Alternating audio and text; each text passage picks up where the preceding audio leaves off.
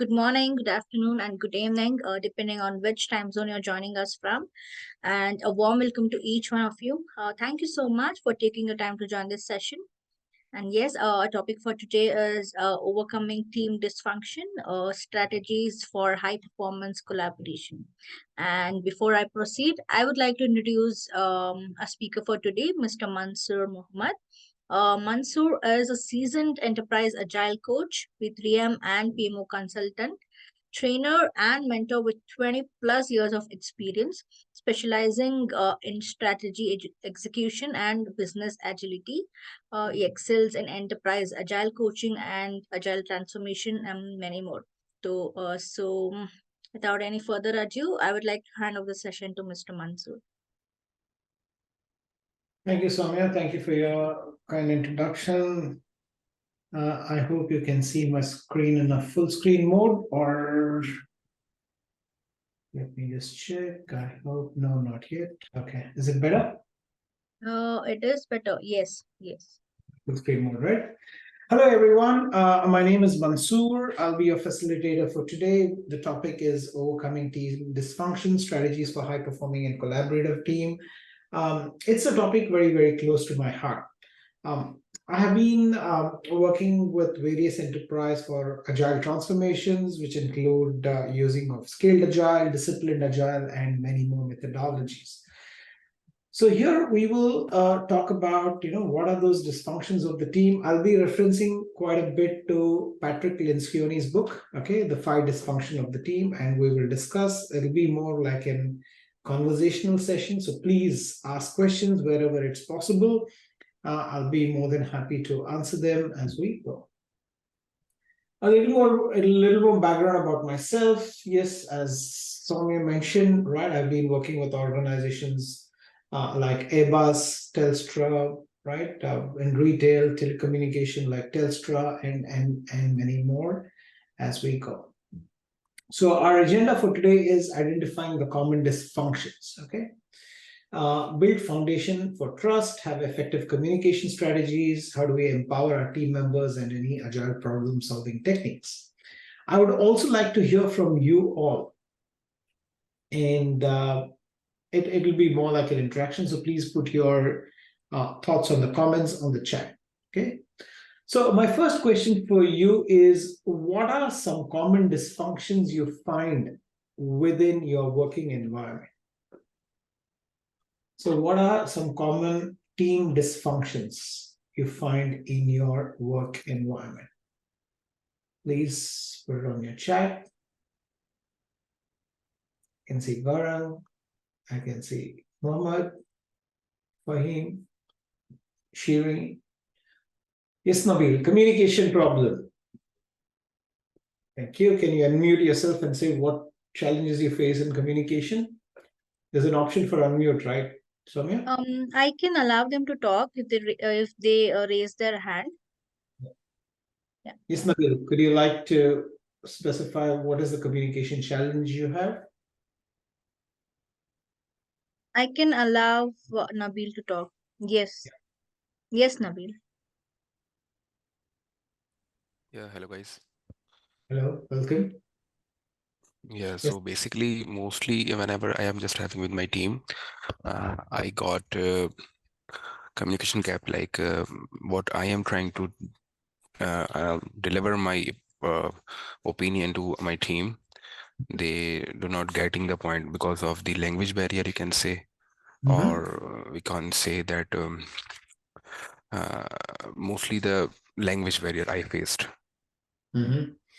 So where do you think, how do you think that could be resolved? What are your thoughts, or what have you done to resolve them?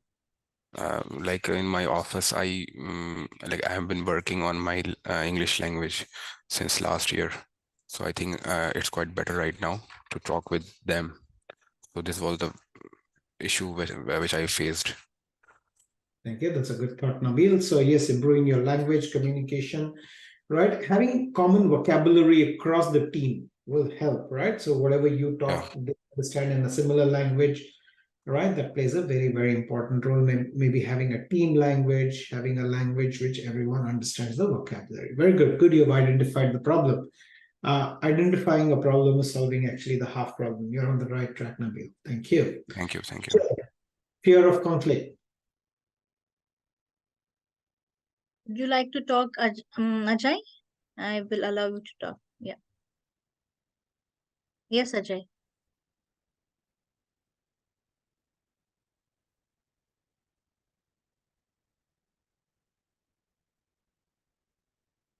Would you like to discuss? Yeah, hi. Yeah, when it comes to fear of conflict, there are, various stakeholders involved from various other teams. And, when they put their thoughts in and they have their own interest, going on, coming to a common ground, becomes a challenge. Absolutely, right? Absolutely. And how do you think you can overcome that challenge? I think a facilitator or, somebody who, you know, manages that. I think in terms of when it comes to a scrum, I think a scrum master plays that role, right? So similarly uh, team meetings and all, I think a facilitator should be available so that there is no disconnect, and you can put out all your thoughts, and you can come to a conclusion on a common ground. Is what I feel. Right. Sure. Having that common ground is very, very important. And getting everyone on the same page is also very important when we talk about fear of conflict. What do you think about trust? Does trust play a very important role to avoid the fear of conflict?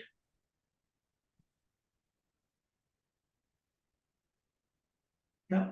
I think Ajay? with transparency, trust can come. Only with transparency, I think you can, trust a person. If there are hidden motives, or you're not being transparent with terms of your own goals and all, something like that, I think trust also becomes an issue. Absolutely right. So yes, it's very important there to have trust and also transparency. Not putting things under your carpet is very, very important. Thank you, Ajay. Anyone else? What could be some common dysfunctions? Someone on the chat, please. Gaurang, Fahim, Shirin.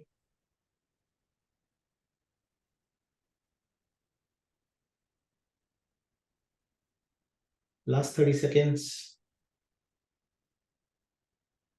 Nabil says depression might be. What is this? Nabil, can you please discuss? I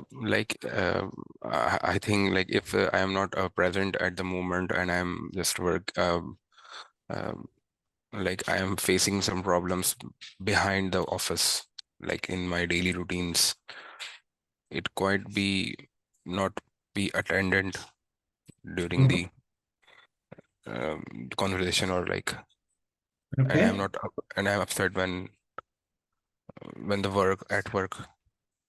Yeah, not being present, right? Not Yeah. being present where you have to be. That also could cause trouble, right? Yes. We are too much worried and things like that could also be a real cause. Okay, all right, let's go further and see what are the common dysfunction. The first dysfunction is lack of trust. Okay, again, this is from the Patrick Lencioni's book, as I mentioned, lack of trust. Trust is the foundation of the pyramid. However, it takes a lot of time to achieve trust. You can't trust anyone immediately, right? So lack of trust, absence of trust is one of the key dysfunction of a team. So my question to you guys is, how do we build trust? How do we enable trust? What do we do to enable trust? Anyone?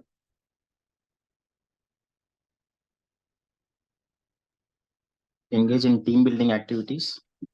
Using team building activities, very good. Thank you. Anyone else? Raise your hands, put on the chat. Integrity. Okay, Nabil. What is that all about, please?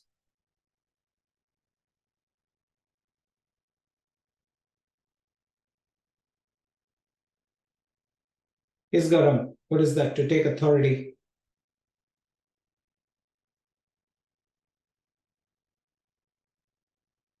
Can you please unmute yourself, Garam?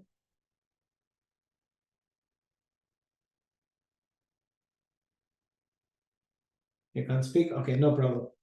So yes, by giving freedom, by understanding the mindset, right? Trusting people is very, very important. So without building trust, people don't feel comfortable. You need to ask for help, make people assumptions about intentions. Lack of trust will lead to fear of conflict. Okay. So the first thing is absence of trust. So trust plays a very important role. And again, having team building activities, trusting each other, being there for your team members whenever they need, that plays a very important role to build trust, and trust is built over a period of time. But yes, it takes just a few minutes or seconds to even, to lose the trust. But Nick says,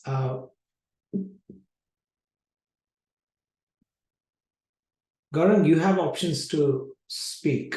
I mean, there is an unmute button. Okay, so you can unmute, or you can raise hands and Soumya can unmute you. Okay, yeah, go ahead, Gaurang.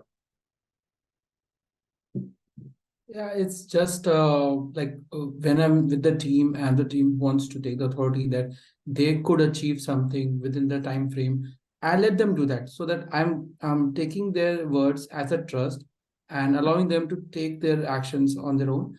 If they do it, well and good. If they're not, at least I have gained something from them. I have actually understand them that okay, they have taken something, they're achieving something, they're taking the authority, and even they knowing that I am trusting them. So yeah, that's one of the things which I follow. Yeah, very good. Thank you. And Nick, what do you think? By completing projects together successfully, could you please explain? You can unmute. You have an option to unmute. Nick Wang.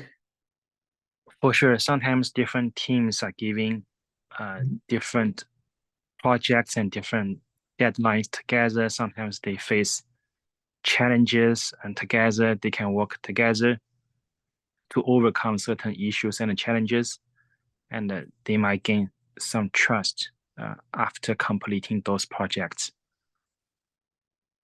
Yeah, very good. So when you work with each other, after one project after another, that who's trustworthy, who can be trusted, and that builds over a period of time. And who are the people who can finish the work, right? And the people who don't push you under the bus. Correct? Thank you. Great. Fahim, can you unmute yourself, please? Listen to what the team have to say. Appreciate what has the team to say. Can you please elaborate? That's a good one.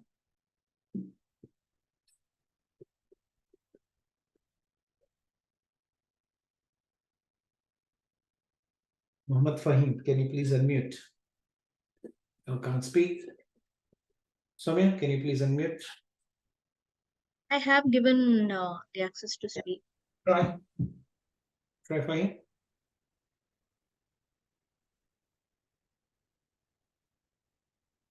Not working? Okay, okay, that's fine. Okay, that's good. No problem. So lack of trust would lead to a fear of conflict. Okay. So fear of conflict is people are worried as to conflict happens. Without trust, the team clashes and argue with each other. Because of this, when people need or team needs to discuss different ideas, they don't engage. Why? Because they feel if they open their mouth, they have to face conflicts and they're not ready to handle conflicts. So what are some causes why conflict occur? What is the reasons why conflict occur? Anyone, you can put on the chat or unmute and speak. What are some reasons why conflict occur?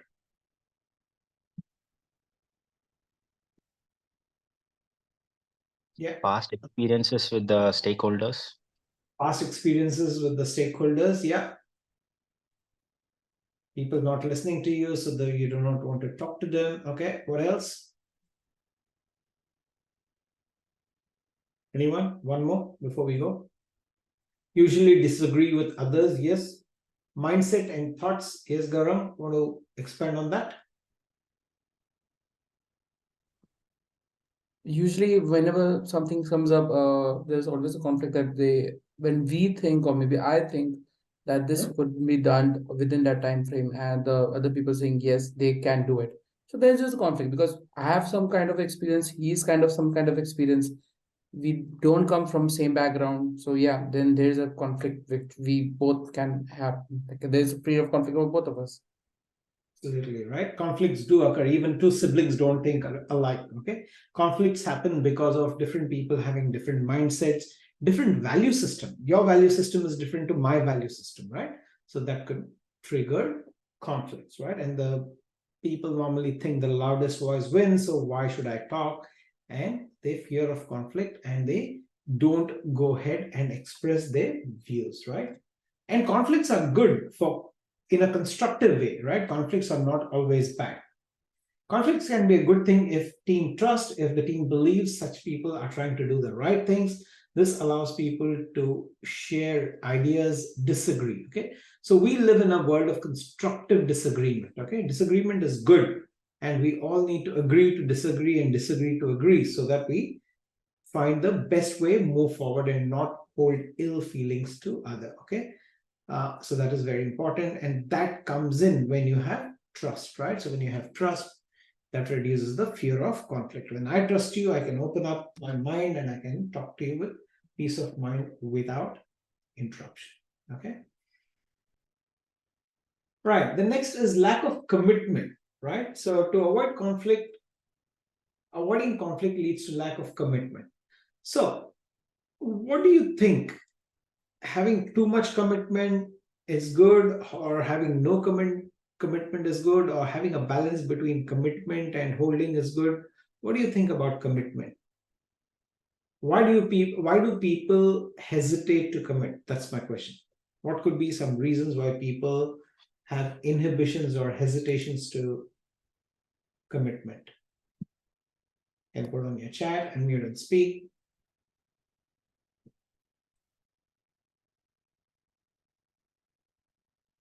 It could be because of various risk factors, which would harm the commitment date or something like that.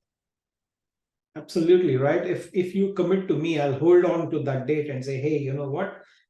You had committed for this date and you have to deliver. And if you don't deliver, it's going to be a challenge, right? Yeah, unclear objectives, Fahim, that's good. Unclear objectives, right? So lack of Fear of failure.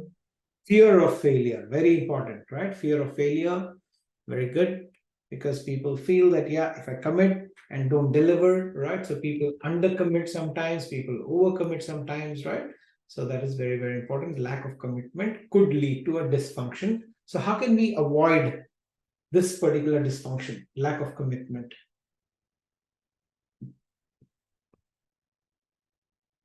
How could we avoid this? Proper planning, maybe. Absolutely, proper planning and also prioritization, right? What are my must-have, should have, could have, won't have, so that when the team members have got time, they first work on the most important prioritization of the task, and then they can put the least important task later, right? So that could happen, okay? Lack of accountability, team works when they have all the inputs and the route going forward, right? That is possible. Good. Anyone else? How do we build team commitment? Open communication. Yeah, very good. Shahid, want to unmute? Yeah. So basically, what we follow in Agile way of working, in the morning we have sprint meetings. So what we discuss is what we have done. So if they feel that they are unable to do work within the defined timelines, they can openly say in that particular forum, and accordingly we can take action. We can put more resources in order to complete the work which we have earlier committed to our stakeholders. So I think that if there is no communication between each and every member, then as a team we can fail in delivering our objective, which could be a deliverable at the end of a sprint particular. Yeah, absolutely right. So daily stand-up meetings, what did you do yesterday? What are we going to do today? Are there any roadblocks, right? And then having frequent reviews, correct? To check where the progress is, and also having retrospective, right? Talking about, what are we going to do in the next iteration or next cycle, right? Very good. Nick, keep good employee retention and pay them well. Can you elaborate on this, please? For sure, sometimes new employees, they might not be well trained to keep good performance, or work hard to to commit to certain objectives from the company. From the HR perspective, if they have been compensated well by the employers and they are motivated to learn and eager to contribute, they are more likely to commit to the company. Absolutely right. So compensation is a very important part. Okay, but again, you need to pay money enough to keep the money issue out of the table so that they can pay their bills and other things. There's a beautiful book from Daniel Pink, which is called Autonomy, Mastery, and Purpose. What motivates us? Okay, I'm not sure if you've seen that. It's a beautiful video. If you go to YouTube and say what motivates us, he talks about purpose. Having a transcending purpose plays a very important role. Yes, you need to pay money to keep the money equation out of the table. You need to have a competitive pay system and also a competitive merit system. Thank you, Van. That's a good one. Fahim, dependencies is also vital to hesitate communication. Yeah, you're in office, right? Okay, that's fine. So dependencies are vital to see what it is. And also they need to understand the big picture. Okay, they need to know the what and why, right? They need to know the why before the what. So it's very important for the leadership team to create that sense of purpose, the transcending purpose. Okay, there's a beautiful video from Simon Sinek. He talks about the golden circle. He talks about the why, the what, and the how. If you have time, just go to YouTube and type in, the golden circle from Simon Sinek. That's a beautiful one which he talks about. All right. Next one is avoidance of accountability. Why do you think people avoid accountability? Why do people not take ownership? Yes, please. In the chat or unmute. The feeling of insecurity. Yes, absolutely. Feeling of insecurity, right? If I take responsibility and I will be held, right? So I'll be held for the action or inaction, correct? So that is there. They try to avoid accountability.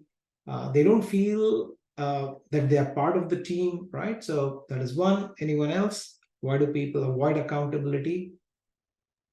Burdening themselves with a lot of things. If I take some accountability, I'm burdening myself. Maybe I'm not ready for that. Yes, you're not ready for accountability. You've not been trained to take accountability. You've not been accountability. You've not been given accountability before, and suddenly you're pushed under some accountability scenarios. How could we mitigate that? How could we provide accountability to the team? What are some things which we could do as leaders to provide accountability or enable accountability so that people can take more responsibility and accountability? Okay, on the chat, I can see when they want to stay in the comfort zone. Yes, Shiri, want to expand, please? Want to unmute, please? Let's hear from you.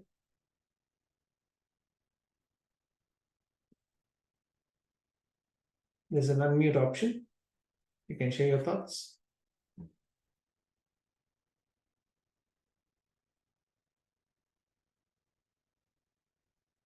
Shiri, you there?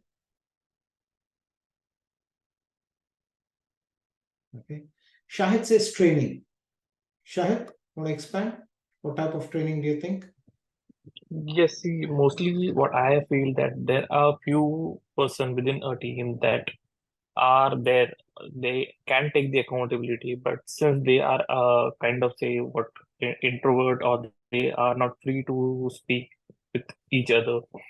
So during training, we can give them certain training, kind of a soft skill thing or technical skills, which can open up them and then they can take more accountability because in software, people do work in silos. They, given the current environment, work from home, so they work in silos. So we hardly know each other. Given the training, they can stand up to at least give their point of view, and then if we feel that they can work, so then we can give them certain bits of accountability that you will be responsible for giving these two things or these three projects. Then at least they can give it a try, and then they can do well also in that particular thing. That's what I feel. Absolutely. That's a very good point. And Nabil adds one more point is lack of confidence, right? So we need to provide that confidence, saying that, okay, if something goes wrong, we are there for you, right? So when I used to work for EMC Data Storage Solutions, which is now Dell EMC, we used to have a 90 days plan, 60 days plan, 90 days plan, 120 days plan to see how we can actually train people and how can we build that confidence is very, very important. Fahim says having proper roles and responsibilities. That's also a very good one. Knowing who's responsible, who's accountable, that is important. Ashish says lack of interest. Ashish, want to expand, please? You can unmute.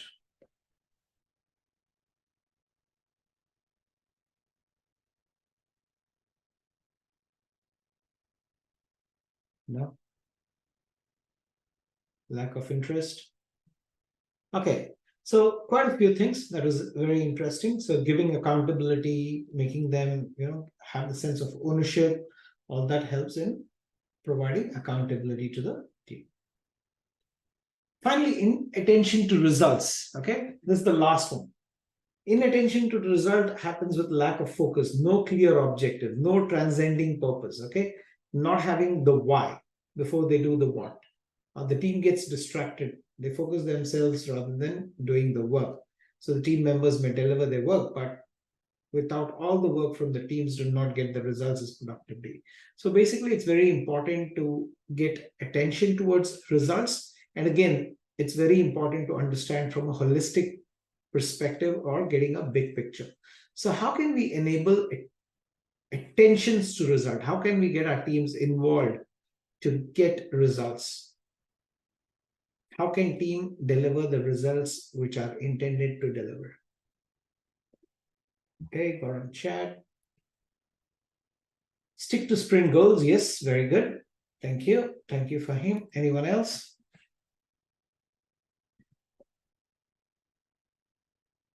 Motivating them with the rewards and all that recognition so that they get motivated and work for it. Motivation with rewards and recognitions. Okay, what else?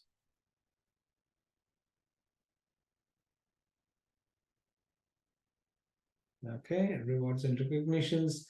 Define goals and objectives. Yes, absolutely, absolutely. Defining goals, objectives, right? Why are they doing, having the transcending purpose, aligning everyone, showing them the big picture, right? Those are very, very important as we go, right? So these are some of the ways how we could build a high-performing team, right? So results. So let's start from the bottom. Trust, ask for help, right? In a high-performing team, we trust the team, and the team asks for helps, share weakness with each other, right? And also believe is trying to be there, trying to be the best. Okay, sorry, I'm just using this computer here. Ask for help, share weakness, and help each other. Sorry, display setting here. Sorry. Let me stop sharing. 1 second.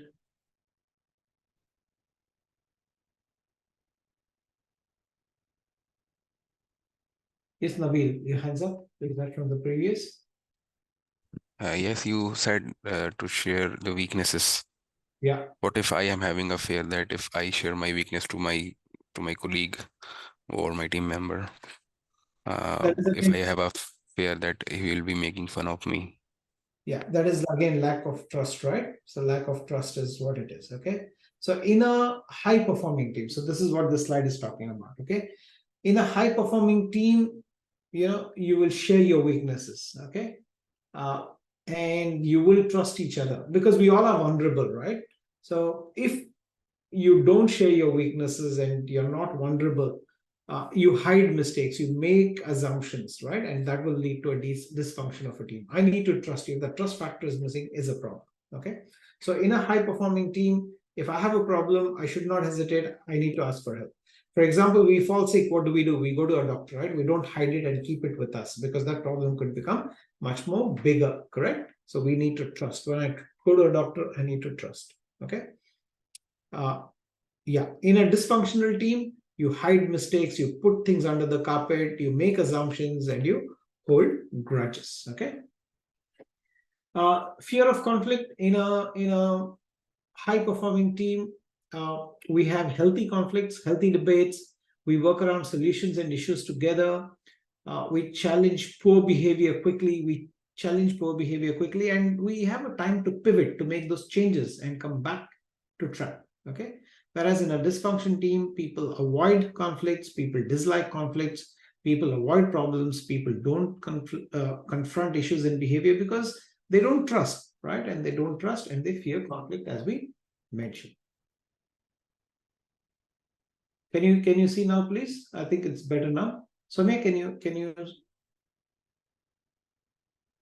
There's a small, black color. Box. Yeah, this box. Okay. Is it okay now? No, it's still there. Still there? It's a bar under the pyramid. Yeah, it's a Google. Yeah. Is it better now? So I moved it on top.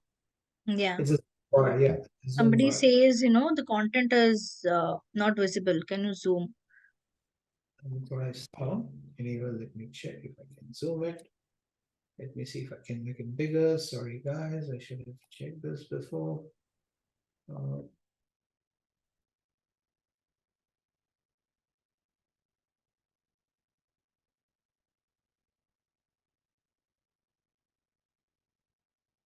Okay.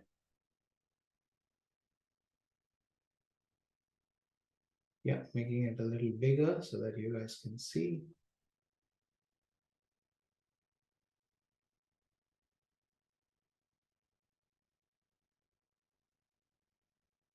All right, just zoomed it. Let's try this now. It should work. Can you see this better now?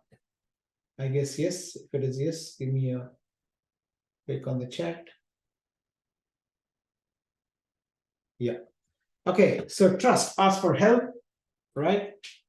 Share weakness, help each other. Conflict, have healthy team debates, work out solutions and work together. Commitment, have a clear objective and priorities, have buy-in from the team. Accountability, poor performance is dealt with. Teams standards are same for all so that it's equally measured, right?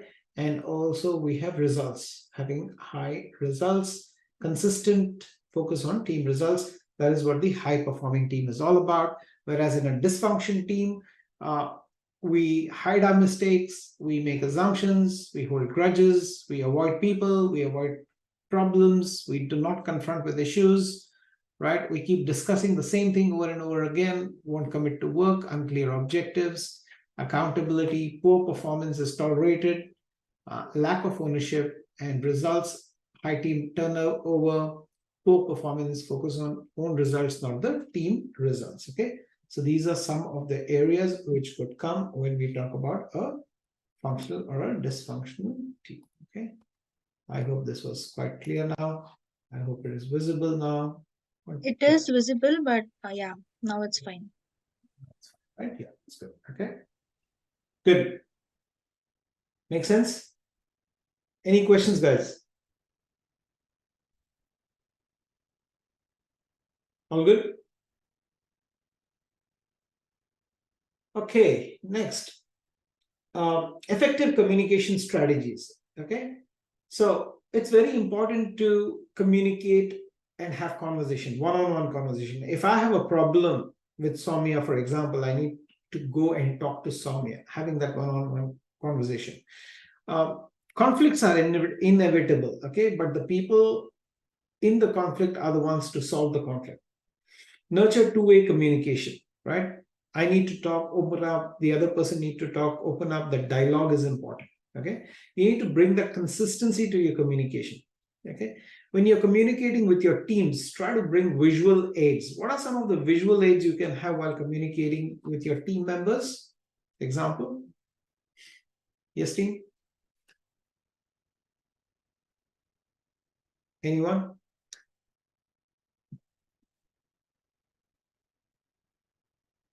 Like, for example, in Agile, you can have your Kanban boards, story maps, right? So having those visual aids are very important. Train your staff and team members for effective communication so that communication can be handled well. Okay. To empower your teams, it's very important to know your teams very well. Okay. They say management by walking, right? Going around the office, talking to people is very important. Know them very personally well. If something goes wrong, they will come and talk to you. Okay. They will trust you. Allow your teams to use their strengths every day, right? Give them opportunities to hone on their strengths. Challenge them to think outside the box. Okay. Allow them to think outside the box. That is very important. Use information radiators. That's right for him. Okay. Give them need and tools and things to see what can make them successful. Ask insightful questions. Okay. Ask those powerful questions, insightful questions. You need to be a coach. Okay. Being a coach is asking powerful questions, right? You need to create a net of safety, circle of safety, so that they know things that goes wrong, you're there to stand by them, right? And you will stand by the decisions they make because you would have endorsed those decisions, right? So it's very important to stand by those decisions. That's important. Show your appreciation when good things happen, right? And develop the skills, right? So you need to develop the skills over a period of time. Any quick thoughts? Any of this? Anyone's got anything to share from your experience?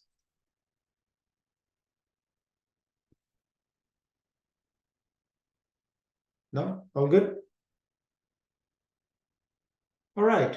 Finally, you need to have a role model, okay? So that, you can create a role model so that your teams do treat you as a role model. You need to embrace empathy, right? So empathy is being in their shoes. There's a beautiful book called Emotional Intelligence 2.0. Okay, I'm not sure how many people have used that. It's a beautiful book.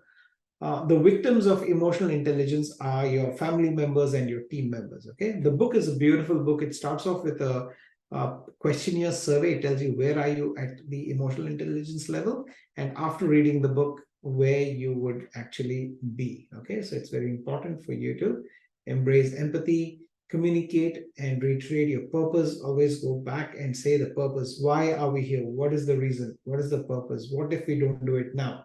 And encourage cross-team collaborations. Show you trust your team, right? By giving them empowerment, right?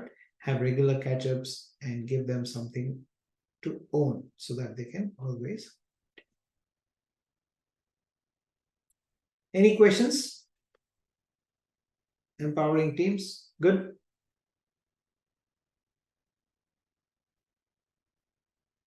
And finally, use problem-solving techniques. Okay, a problem well understood is half accomplished, half solved. So you need to, have problem-solving techniques. For example, any idea what are the problem-solving techniques you have in your environment?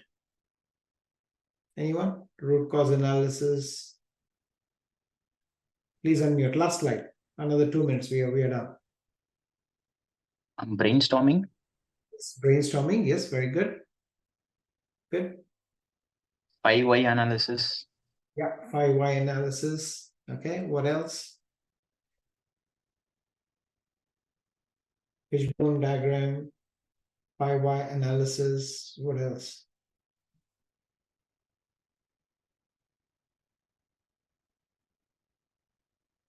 That's it. Pareto charts, right? You could have your Pareto charts. What else?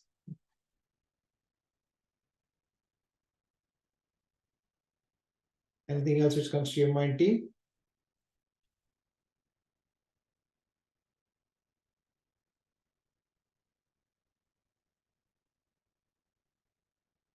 Is that it?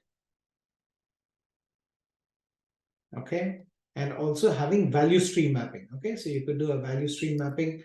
Value stream mapping will also help you identify what the problems are, what is the challenge in the flow, right? And you can find the bottlenecks. Okay. So you could do that and follow the principles and gain clarity before you. Any questions, team? I know it was a short webinar, but yeah, it was a very interactive webinar.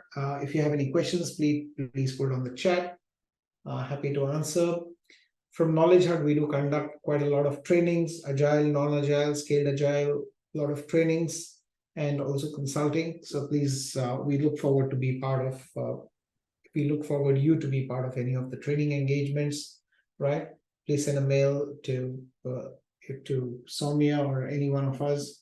We'll be more than happy. We have quite a few team members who can help you with your career progression and see how we can take your career forward, right? So we've got a list of all our happy clients, and we also have a KnowledgeHut WhatsApp community which can help you. Okay. If you have any questions, please do let us know. More than happy to have a chat, right? You can join me on my LinkedIn, right? You can type Mansoor Mohammed. You can find me on LinkedIn. There's a LinkedIn community group also for KnowledgeHut, and we'll be happy to assist you in any of the trainings. Good. Any questions, thoughts, comments? Yes, Nabil, you raised your hand, so you have any question? Yes, I have a question. Like, mostly in offices, there as a favoritism happens, or in a group, like somebody is starting jealousing from us. How should we overcome this problem? Okay, so politics, favoritism will always be there. Okay, we are human beings. Okay, we are human beings. I mean, we all are from a particular subcontinent, right? We try to have that favoritism, but in a good, healthy environment, that should be avoided. Okay, you need to separate that. You need to not have a bias. That bias has to be removed. Okay, and that can happen when your work does the talking. Okay, your work should demonstrate the talking. The work should do all the talking rather than you being a favorite of anyone. Okay, and again, you need to navigate that politics in your organization, because politics is inevitable, right? If you're a manager for any of your team member, you need to stay neutral. Okay, it's very important for you to stay neutral and nurture that team member, right? That's very important. But if you are a victim of all these things, it has to be highlighted at the right levels. When you have skip level meetings or meetings with your senior management or with HR, these things have to come into play. Yeah. And just two more. Yeah. Sorry. Two more last questions. Yeah. The first one is like I want to just introduce you to my company HRs, if you allow me, so we can have one more complimentary this kind of sessions. And the second question is, why did you do this session? What is the benefit for you? What is the benefit for me is to share knowledge with the community. Yes, yes. Absolutely, nothing else. You're not paying for this, I'm not getting paid, so it's just my love for the group. That's it, nothing else. I keep doing these webinars to share my thoughts and listen from you guys. That's very important. So like in my company, it's a kind of a big fish, we can say. If I just introduce you to them, so we can have one more session with my employees as well. Definitely, you can reach out at support@KnowledgeHut, right? Soumya, you can share your email. Soumya, we can handle this, as a special session for a corporate, right? We could do that. Yeah, makes sense. Thank you. Excellent, guys. Any other questions? We still have about 10 minutes remaining. If not, enjoy your time. I know it's been a work day, getting close to the weekend.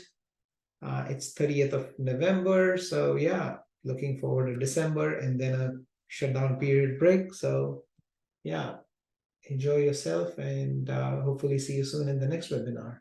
If anyone has a question, happy. Otherwise, I give you back 12 minutes of your time. Thank you. Thank you, guys. Thank you. Thank you. Take care. Thank you. Allah Hafiz. Yes, thank you everyone for your time, and thank you, Mansoor. It was a very interactive and very informative session as well. So we are planning more sessions with Mansoor in the coming months. Please visit our KnowledgeHut website and get registered. Yes, hope to see you all in the next sessions. Yeah. And Thank you, please, everyone. yeah, thank you, Soumya, for that. And please send your thoughts, what webinars you would like to see from us, right? Yes, yeah. We've been always thinking about the webinars which we feel are important, but you guys, please send us a mail or a message saying that what you would like to see, and then we can prioritize that as we go, okay? Yeah. You Thank you. can write to Sandhya at knowledgehut.com. So she'll be the right person. We can pick the topics from there. You can put the email address on the chat, Sure, So- I'll do it. Yeah. right? And when you send the message to the whole group, you can also ask them to suggest some topics, okay? Well, team, excellent. Enjoy the rest of your day, and I'll see you soon in the next webinar. Take care. Thanks for everyone's participation. I hope everyone had a lovely time. Take care.